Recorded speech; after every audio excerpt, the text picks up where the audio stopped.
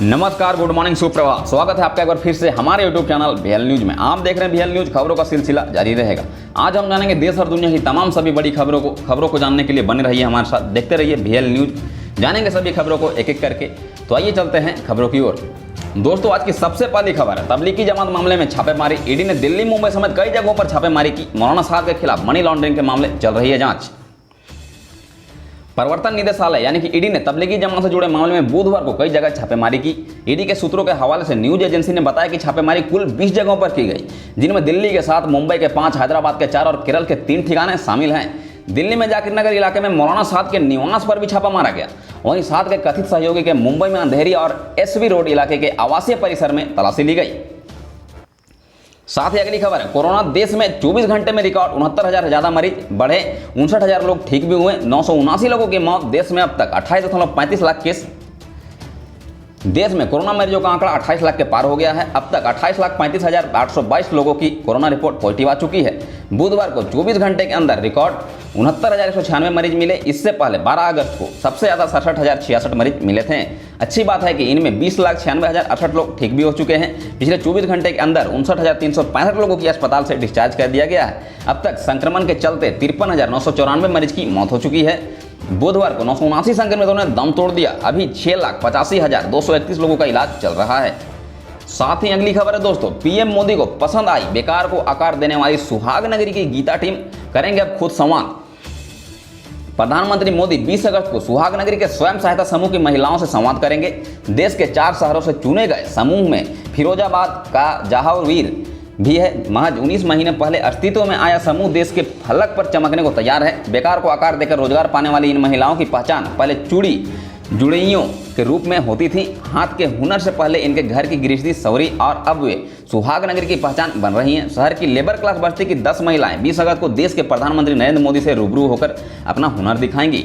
नगर निगम क्षेत्र में आने वाले टॉपा कला की पहचान मजदूरों की बस्ती के रूप में होती है।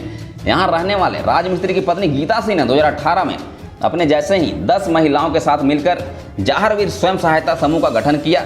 मगर तरक्की की राह पिछले साल उस वक्त मिली जब शहरी आजीविका मिशन के तहत उन्हें नगर निगम में वेस्ट से वैल्यूएबल ट्रेनिंग का मौका मिला। साथ ही अगली खबर दोस्तों, चुनाव से पहले फेसबुक ने डोनाल्ड ट्रंप को दी चेतावनी, कहा हटा देंगे नफरत वाला पोस्ट। अमेरिका में आगामी 3 नवंबर को होने वाले चुनाव को देखते हुए फेसबुक ने राष्ट्रपति डोनाल्ड ट्रंप को सीधी चेतावनी दी है। कंपनी ने कहा कि उनकी नीतियों के खिलाफ पाए जाने पर ट्रंप का पोस्ट हटा दिया जाएगा। कंपनी की chief operating officer Sheryl Sandberg ने एक न्यूज चैनल से कहा कि ट्रंप अगर नफरत वाला भाषण या कोरोना वायरस को लेकर कोई गलत जानकारी पोस्ट करेंगे तो यह प्लेटफॉर्म उसे हटा देगा।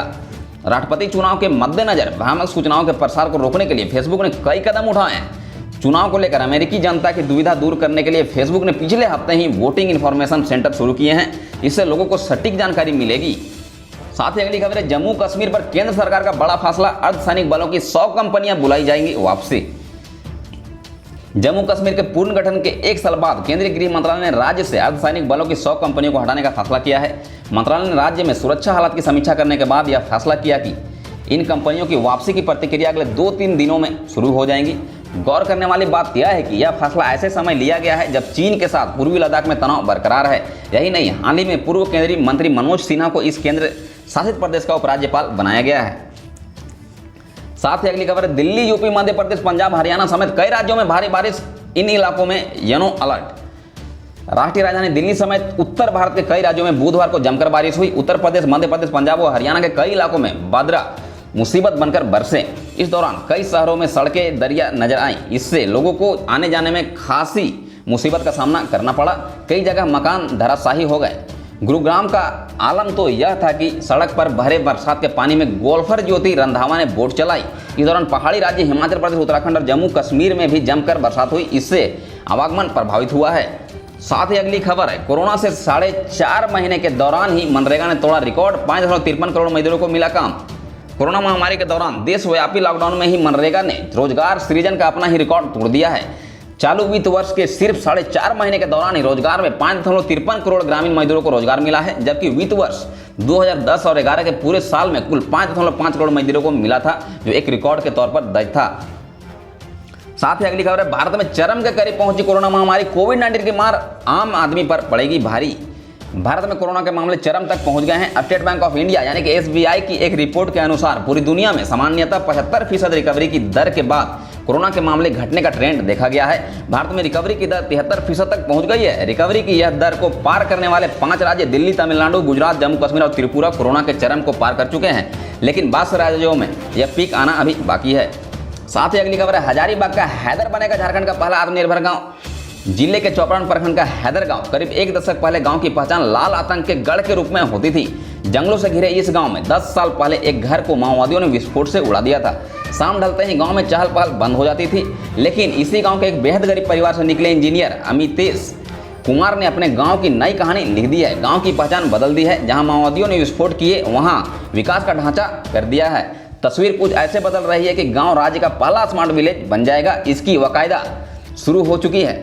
इस पूरी कहानी की शुरुआत ONGC में एग्जीक्यूटिव ऑफिसर के पद पर कार्यरत अमितेश के लॉकडाउन के दौरान गांव पहुंचने से हुई। गांव पहुंचने से अमितेश ने अपने गांव के लिए आपदा को अवसर में तब्दील कर दिया। 2 माह में Haidar greenfield smart village project तैयार कर अपनी कंपनी को भेजा। कंपनी ने प्रस्ताव को स्वीकार करते हुए अब काम शुरू कर दिया है। साथ ही अगली खबर है, बीजेपी नेता सतीश सिंह की गोली मारकर हत्या, शूटर CCTV में कैद। धनबाद में बीजेपी नेता सतीश सिंह की गोली मारकर हत्या कर दी गई। पूरी घटना CCTV कैमरे में कैद हो गई है। CCTV में दिखाई देता है कि शूटर बाइक से उतरता है और बीजेपी नेता के सिर में गोली मार देता है, जिससे वह वहीं गिर पड़ते हैं। झारखंड में धनबाद जिला मुख्यालय के बैंक मोड़ थाना में 6 बुधवार को दिन दहाड़े अपराधियों ने बीजेपी नेता सतीश सिंह की गोली मारकर हत्या। पूरी घटना CCTV कैमरे में कैद हो गई है। CCTV फुटेज के आधार पर पुलिस अपराधियों के धर पकड़ के लिए छापेमारी का अभियान चला रही है। हालांकि अभी तक किसी की गिरफ्तारी नहीं हो सकी है। मिली जानकारी अनुसार बैंक मोड़ थाना क्षेत्र के छठ तालाब के निकट मोटरसाइकिल सवार 2 अपराधियों ने बीजेपी नेता सतीश सिंह को गोली मार दी और मौके से भाग निकले। आनंद फानन में घायल बीजेपी नेता को स्थानीय लोगों की मदद से पुलिस ने PMCH में भर्ती कराया, जहां चिकित्सकों ने उन्हें मृत घोषित कर दिया। सतीश सिंह केंदुआ मंडल के बीजेपी पदाधिकारी में भी थे और बीजेपी धनबाद विधायक के राज सिन्हा के काफी करीबी माने जाते थे। तो आज के लिए बस इतना ही। मिलते हैं फिर अगले खबर अगले अपडेट में। अगर आपको हमारा वीडियो पसंद आए तो वीडियो को लाइक करें, अपने दोस्तों के साथ शेयर करें और चैनल को सब्सक्राइब करें। सब्सक्राइब करने के बाद बेल आइकन को प्रेस करें ताकि इसी तरह की नोटिफिकेशन सबसे पहले आपके पास